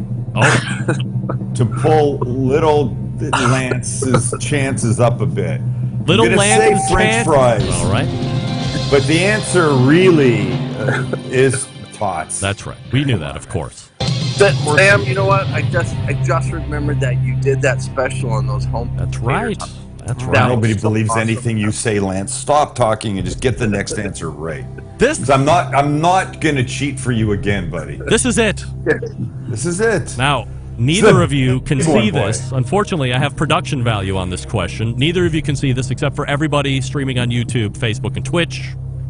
Which, by the way, is an excellent reason for people to stream. That's right. Your nonsense. Who's hotter? Betty White or Rue McClanahan? And on the video screen right now, you have pictures of a young Betty White and Rue McClanahan, and then you have them as the Golden Girls, Betty White and Rue McClanahan. What a choice. God. Right. Who's hotter, Lance? Betty White or Rue McClanahan, in Sam's opinion? And by the way, I'm going real answer on this one, Lance. That's right. Don't look for your daddy to save you again. Yeah, no daddy. Sam, I flew from Kona to San Diego. I went to your one on the ocean front, and it was closed. I took a cab over to Little Italy. Please help me here. Just get the right answer, and you'll be okay. That's right. Rue McClanahan. Final answer? Final answer. Oh, boy. Do you want me to talk you out of it, or no? Because I don't know. I'm just asking. You've gone with your gut. Do we want to go against? Just lock him in. Lock him in. Final answer, Rue McClanahan? But final answer. All right. Lance has picked Rue McClanahan. Sam, who's hotter, Betty White or Rue McClanahan? There is no question. I think if you look at the pictures of them young and then old, there is no question. Lance, you're getting the book, baby, because it's 100% Rue McClanahan. Wow-wee. Just like that. Oh, my goodness. Well, Lance, you've done it. You've pulled it off in dramatic fashion. Although, technically, I think we should not be giving you the prize because Sam lied on question number 4, but that's irrelevant. No. That is irrelevant. Hey, it's up to me. I got to say what I got to say. You've done it. So here's what you need to do, Lance. Thank you, Sam. Send me an email. My pleasure, Lance. Send me an email, Lance. Winner, Greg at the BBQCentralShow.com with your shipping info. I'll get it over to Sam, and he will send you the book. And we thank you for playing What Does Sam Like Best? Well, you guys, great day. Thank you. You're welcome. All right, now he's out of there. You're still there, right, Sam? Yeah. Hey, are we doing this every month? Because I kind of like this. Were you on the show last month? Huh? Were you on the show last month? When you said, I really love this. We're going to be doing this every month going forward. It's your show. Twice in a row does not mean every month. If we do it more than once, that means we're doing it all the time until somebody else says we're not doing this anymore. I can tell you that. So, yeah, I mean, I thought that was pretty fun. Very dramatic. Fun. I enjoyed very it. Dramatic, yeah. All right, so Lance wins the book after he feels like he was wronged for you not being at Not Tacos. Like you should be camping out there no matter what. Right. So, let's good luck finding Guy Fieri at his restaurant. Yeah. Or Bobby Flay. I mean, people have shit to do. Yeah, like you don't have anything better to do. By the way, we've tinkered around so much, we've lost a whole bunch of time. So let me ask you this. Go ahead. The video that I just saw yesterday involved a dry-aged steak. Dry aging has been a huge ongoing topic of this show, especially over the last 5 years or so. Yeah. What do you like about the unit that you got, aside from it being just sent to you? And then what do you like about dry-aged steak specifically? Or do you not? No, I do. I do like a more developed flavor. I really do. Look, we cook steak a lot. I'm a fan of steak. I don't order it out in restaurants very often because I'm often disappointed at how it's cooked and the price. I mean, steaks are expensive when you buy them in a store. It's not so bad if you buy them wholesale, but when you buy them in a restaurant, you're paying a lot of money. And if that first bite you take is not like, holy shit, this is worth the $50, $60 or whatever you pay, it's a bummer. So I try not to disappoint myself. That being said, I do enjoy a dry-aged steak. The flavor's more mature. I find it to be a little more tender. I just like the whole thing. And now that I've had an opportunity to do it myself, I find it that part of it really fun. I really enjoyed it. So we shot today, and we put in a 10-pound boneless Wagyu ribeye. The last one we aged for 28 days because that seems to be sort of the norm. This one I'm going 45. I wanted to add half as much because I want to see what a more mature dry aged steak tastes like. I don't think I've had a 45 day in a restaurant. I've certainly never done it myself. So we're going to try it. But we also put attached a GoPro to the front of the unit. Yeah. And we're now taking a picture every hour for the next 45 days. It's going to make just an amazing time lapse. Yeah. I can't wait to see it. I'm very excited about it, but I like it. I like the process. Like, I don't really smoke weed anymore. But when I did, one of the things I liked about it the most, and look, I'm 62, so when I was first buying weed, it was full of stems and seeds and stuff like that. you had to start by cleaning it out and just getting to the actual like bud, the leaf, whatever. I love the process of it. I like the process of cooking. I like the process of taking a primal cut, putting it in, waiting for it to happen, then cutting it into steaks, getting the what's that called on the outside? The pellicle? Pellicle off the outside. I like that. It's fun for me. I also like the idea that I can now open my freezer, and in my freezer are a dozen dry aged ribeye steaks waiting for me when I want them. It's a good thing to do. How far do you think you take it out? Sorry? How far do you think you'd take it out? You know what? I'll know better, Greg, after this 45. I watched a thing on YouTube, a guy eating a 365 day. Yeah. It was way too much. He said it was way too much. This is a guy that really knows his steak. Yeah. So I'll see at 45. I don't know. But there was a noticeable change in how it smelled after 28 days. It smelled more significantly different than it tasted significantly different for me. So I'm hoping that there is more of a change in the flavor profile at 45 days. We're going to follow your dry aging steak journey. I can't wait to see that time lapse. No, Sam, me too. I think it'd be fun. Are you here should have been question number 6. Sam, are you or am I more surprised that our mutual friend Sean Walchef is now at podcast number 3 launching today? By the way, we're bringing in Sean. Are you or am I more surprised that he now has a 3rd podcast that he's been involved with? I just fell off my chair thinking about that. And you know about it because evidently you're involved 7 different ways.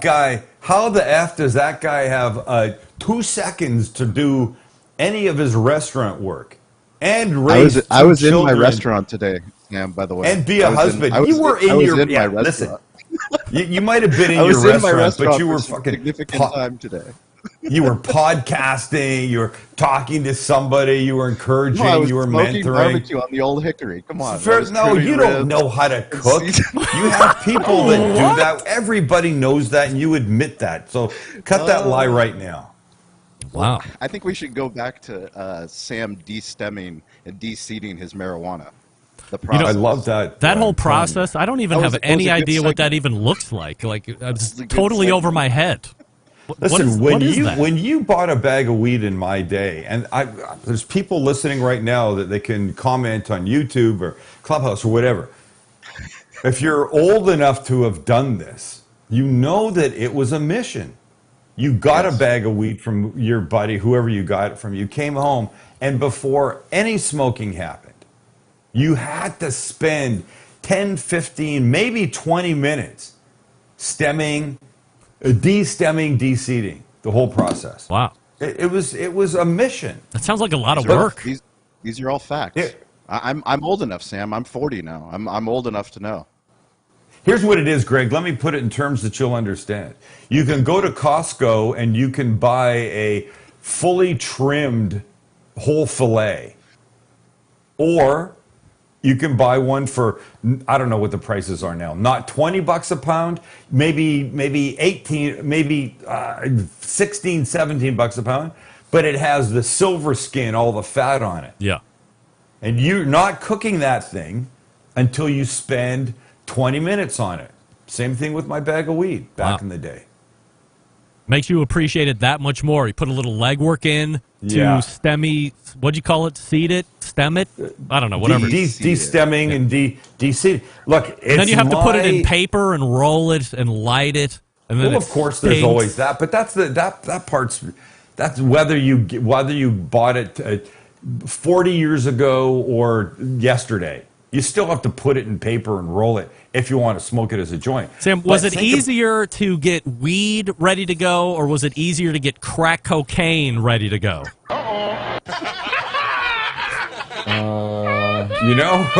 There was a process to that. But see, when Why you got to drag me back All into right, look, this hole again? Here's what we've come to know. I share too much. That's Lance, what I know. Sam, you've done it again. Lance has won a book that I have sent you the information on to send to him to Hawaii. So I can't imagine the shipping on that. I would have told him to pound salt. There's no way I'm shipping anything to Hawaii.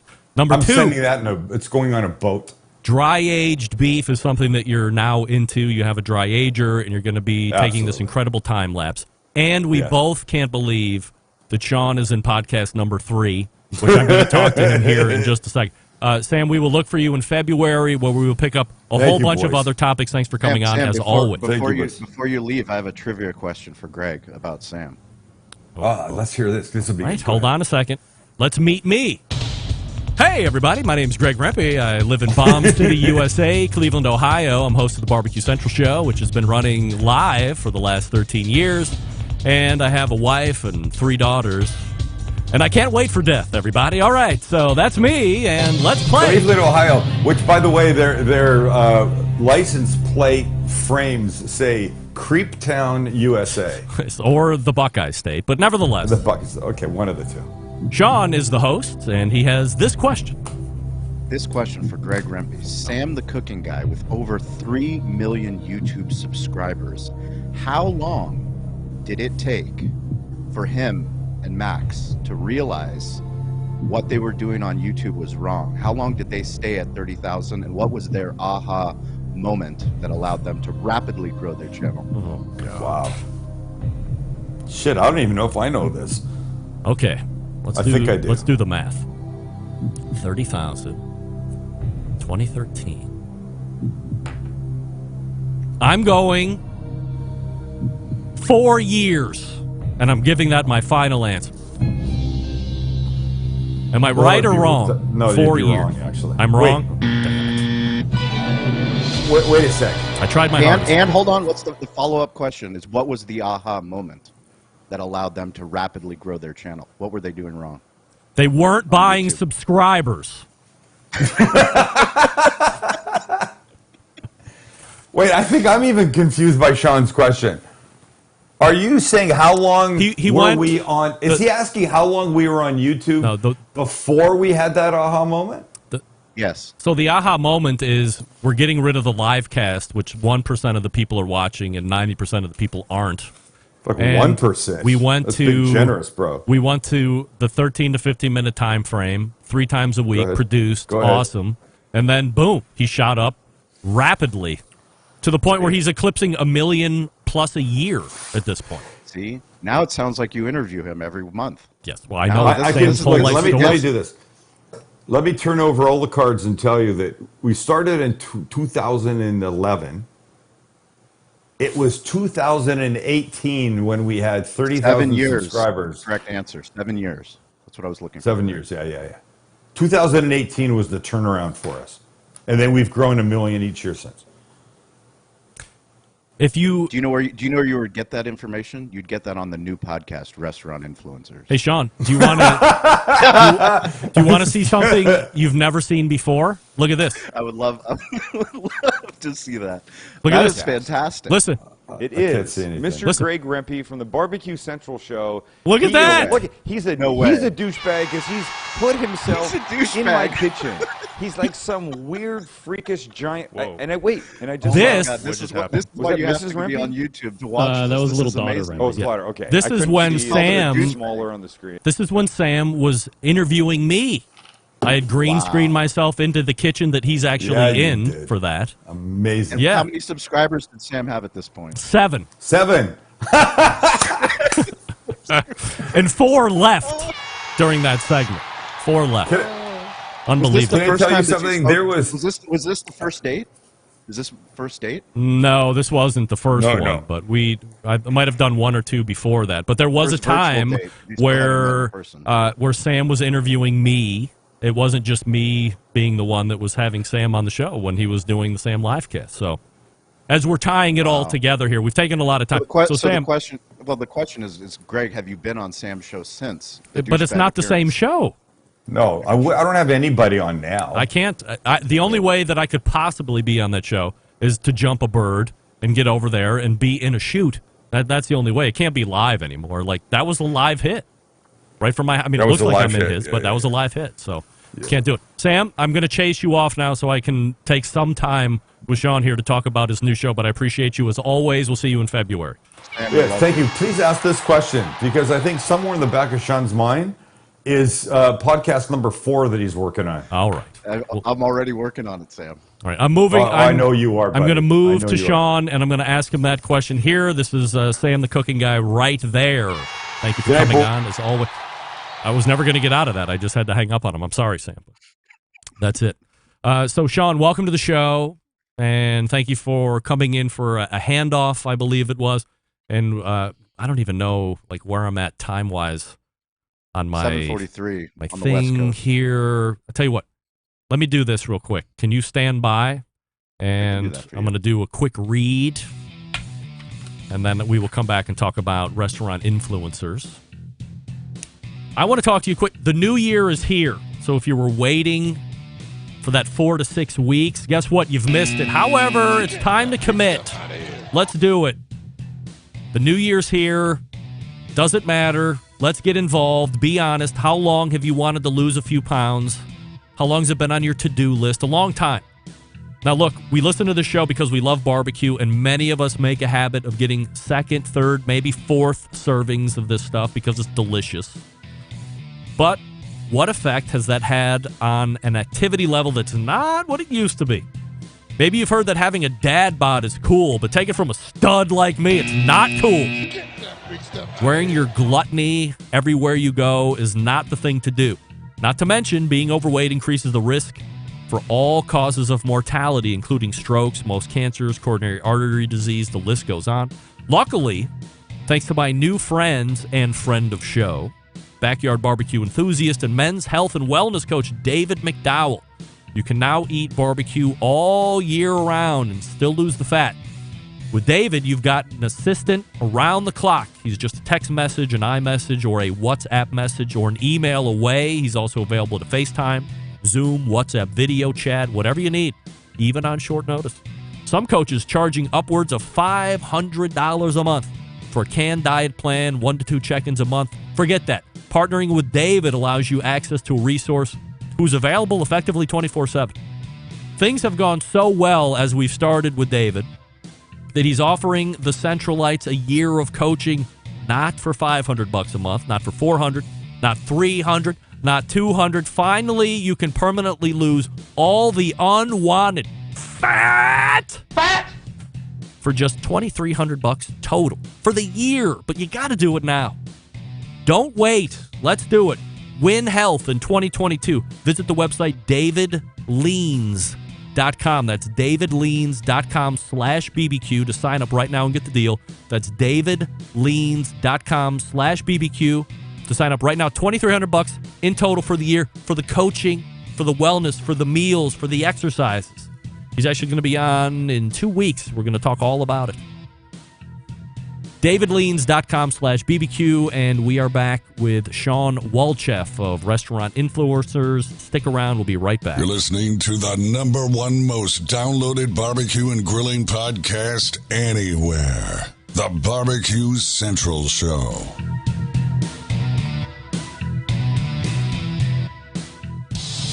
Celebrating over 10 years of prolific and unparalleled live fire barbecue and grilling talk.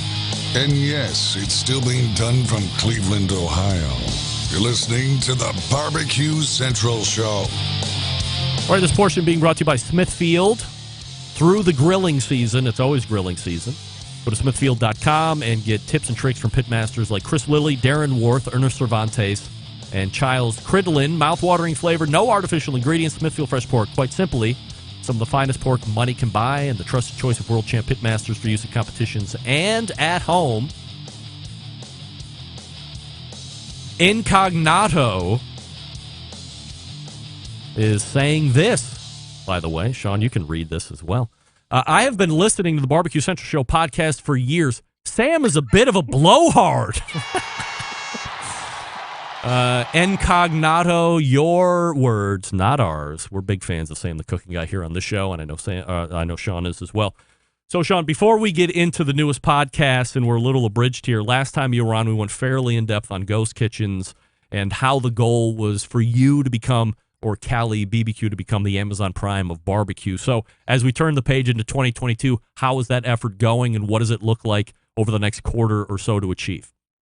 It's very exciting. We are about to open up another distribution point at San Diego State Viejas Arena. So we're going to be selling barbecue at basketball games for the Aztecs basketball team, which is super cool. We're opening up the second ghost kitchen location. Construction had us a little bit delayed at the end of last year, but that will be opening. And we're actually finalizing our lease negotiations for the Master Smokehouse and Media Center. So things are going on schedule. A lot of moving parts, balancing the Amazon Prime of barbecue plus the multiple podcasts and all the other things that the barbecue hunk, who's behind the scenes doing all the work, Stover and I are doing. But yeah, no, we're super excited. 2022 is never been a better time to be in business. I was talking with one of my inner circle members. We were talking about ghost kitchens, and it was very trendy to talk about mid last year through the balance of 2021. But as you turn into 2022, are you still bullish on ghost kitchens across the country? Do you still think this is a wave of the future? Do you think it's going to die down a little bit, much like sous vide was all the rage, and then 6 months later it was like, it's got a place, but it's not going to be as cool as we thought it was going to be? I mean, I think the real question is less about ghost kitchens and more about delivery. And delivery has just become a part of our lives and convenience. So, that's why Amazon Prime is winning. That's why Amazon Prime is driving around in your neighborhood. That's why they're in my neighborhood. The answer is, can restaurants think differently? And the restaurants that do think differently about distribution, how do you get your great barbecue to other people in the city? If you can think about it that way, whether it's a ghost kitchen, whether it's a commissary kitchen, whether it's selling barbecue to the local grocery store, I mean, however you can get your barbecue to more people, that's really the way that restaurants need to think, in our opinion. Sean Walchef joining me from Cali BBQ, the owner of Cali BBQ, the website calibbq.media, or you can Google Cali BBQ, CALI BBQ, and find out all about Sean and what he's up to. Sean, one of the things that I think about when I think of Sean is the word evolution or growth evolution. And what I mean by that is, when I first became aware of you, you were just starting a podcast called Behind the Smoke Barbecue War Stories. You were doing it with a co-host, and it was loosely throwing around the word barbecue, but there was a lot of business talk that was in there that didn't really have anything to do with barbecue at all. Then that went for 100 episodes, and then you're doing what you've been doing over the last couple of years, digital hospitality, and talking about digital storytelling and having folks on that podcast. And now we've come to a new evolution, or a new pivot of Sean. I think of pivot when I think of Sean as well. That's a word you like to use. Restaurant influencers. This is going to be the newest podcast. The trailer's out in a lot of the podcast platforms right now. So if you're looking for something new to listen to, I would ask that you go subscribe on all the podcast platforms. Just search Restaurant Influencers and go from there. But tell me about how the evolution of this particular podcast came about.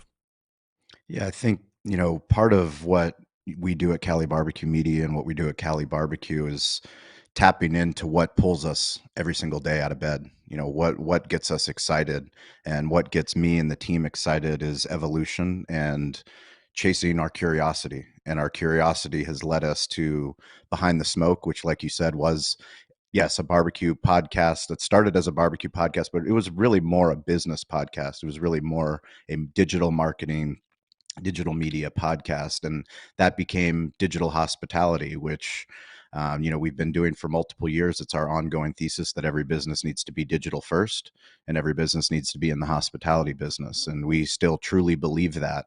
That's allowed us to explore multiple topics, including social media, digital media, sports entertainment, which we absolutely love, and self-improvement. Restaurant influencers is a huge opportunity to niche down what we've found in our own journey, at our restaurant, trying to run a restaurant, trying to build a brand, trying to start as a sports bar and evolve from a breakfast restaurant to a barbecue restaurant on the West Coast. I mean, there was so much time, even today, we still get laughed at for doing barbecue on the West Coast. So we're always trying to improve our craft. And whether that's the craft of barbecue or the craft of making media, we've gotten to the point with restaurant influencers where we have a bigger stage. So we've partnered with Entrepreneur Magazine and with Yelp. And we have Toast, our primary point of sale partner, who is this title sponsor of the show, to really bring out the best of the best on the globe that are dominating on all the different social platforms. If they're dominating on TikTok, if they're doing well on Instagram, if they're building a brand. I mean, Sam the Cooking Guy is our first guest. I asked you the trivia question about how he had this aha moment with Max, because it's so important, not just for restaurants, but for anyone that's in business, anyone that's an entrepreneur, of why is YouTube important? Why should I be making content for YouTube? And if you learn from the best and you ask the best, then you can highlight that and share those. And especially on these huge platforms with Entrepreneur and Yelp, more people can learn from it and we can make deeper connections. So we're super fired up about the podcast. The trailer is up. Sam's episode drops next Tuesday.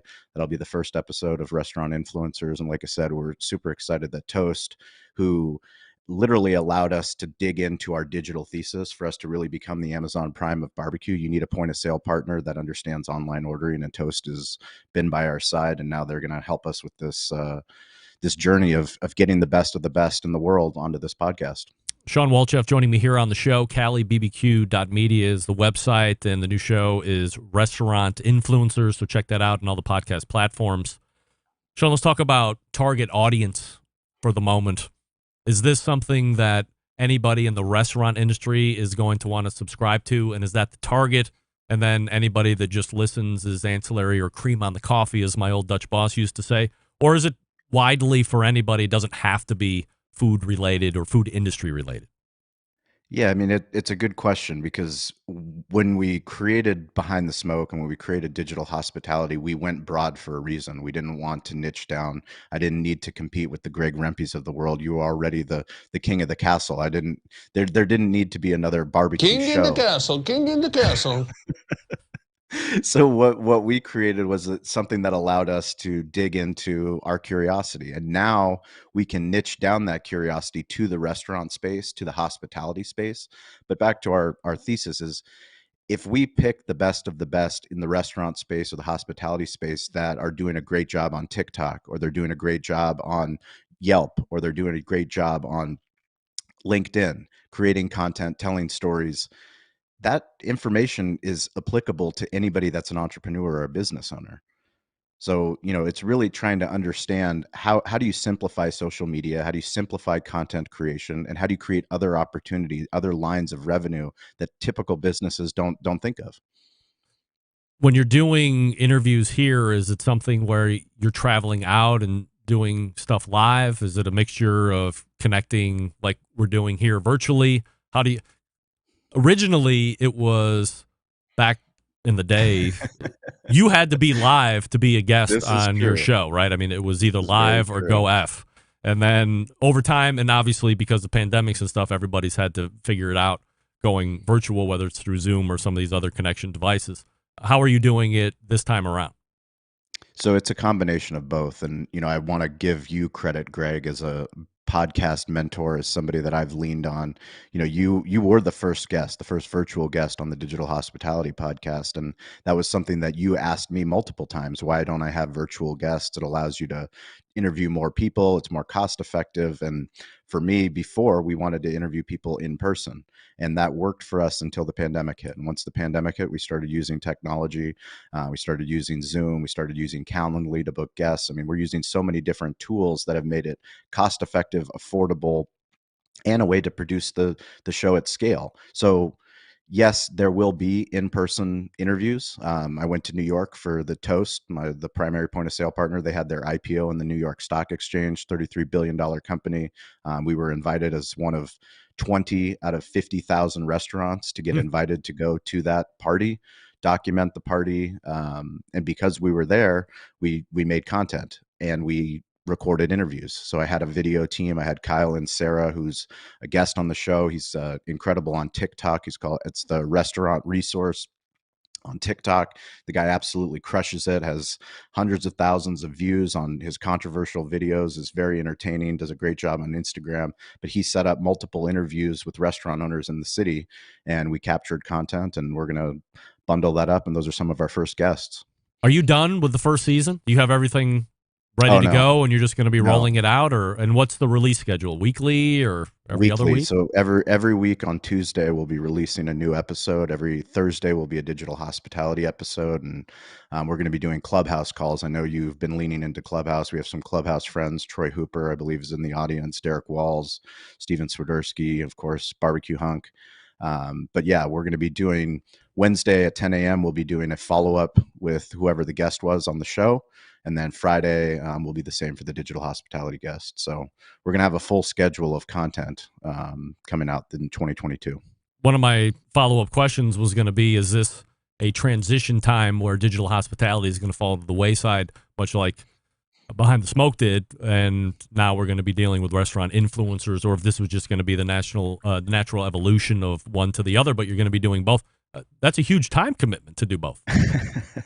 It is a time commitment, which is why we're building a team. We're building a team to make this happen, and Stover's done an incredible job setting up the infrastructure so that we can accomplish this. Digital hospitality is not going anywhere, and we are going to lean deeper into a lot of the topics that we want to explore more. Being a dad is something that we're going to have more guests on that can talk about being a dad, talk about mental health, talk about self-improvement. Some of the most popular episodes that we did on digital hospitality were exploring topics that most business podcasts don't talk about. Sean Walchef is the owner over at Cali BBQ. You can find him on the web at calibbq.media, or you can Google Cali BBQ if you would like to. The new podcast is Restaurant Influencers. The trailer's out now. The first one will drop a week from today on Tuesday. And then, as you just heard, there's associated Clubhouses, and then digital hospitality is not going anywhere either. There'll be new episodes coming out there. Sean, you're very busy. I certainly appreciate the time here. Appreciate you jumping in and mixing it up with Sam a little bit. And I wish you nothing but success on the new podcast. And however I might be able to help, I'm happy to do it. And we will track your success from here. Well, anybody that's listening, if you want to start a podcast, my recommendation to you is to hire Greg Rempe to help you, because he is my podcast coach. He is my podcast guru. Him and Sam gave me an audio intervention to improve the digital hospitality show. So I'm grateful for everything you do, Greg. You got it. There he is. Sean Walchef from Cali BBQ. Again, the website calibbq.media, and the new show is going to be Restaurant Influencers. So sign up, might learn something new. Always a great guest, and continuing to pursue the goal of being the Amazon Prime of barbecue. All right, we're heading to wrap up the second hour here and or the show, and we'll be right back. So stick around.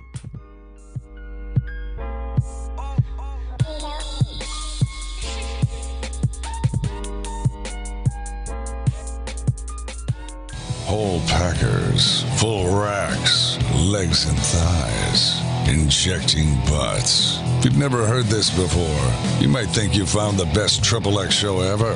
Let's get back to the most homoerotic host out there today, Greg Rempe. All right, welcome back, and we thank Sean Walchef and Sam the Cooking Guy for joining me here in the second hour. TheCookingGuy.com is Sam's website.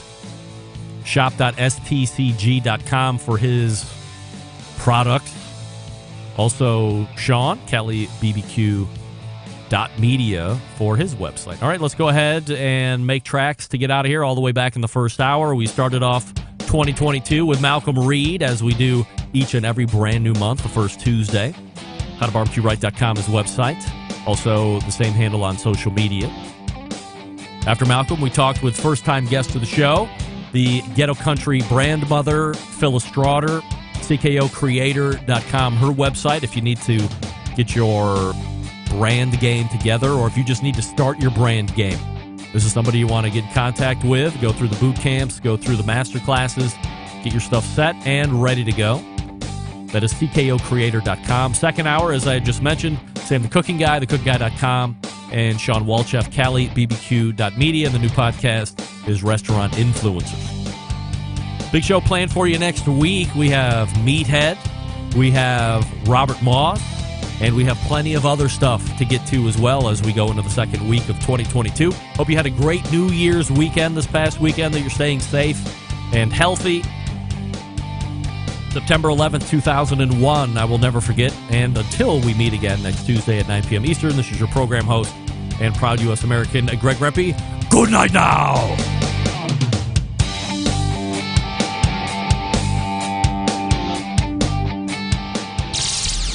Hi, this is Jeff Richards, Columbus, Ohio. You're listening to Barbecue Central.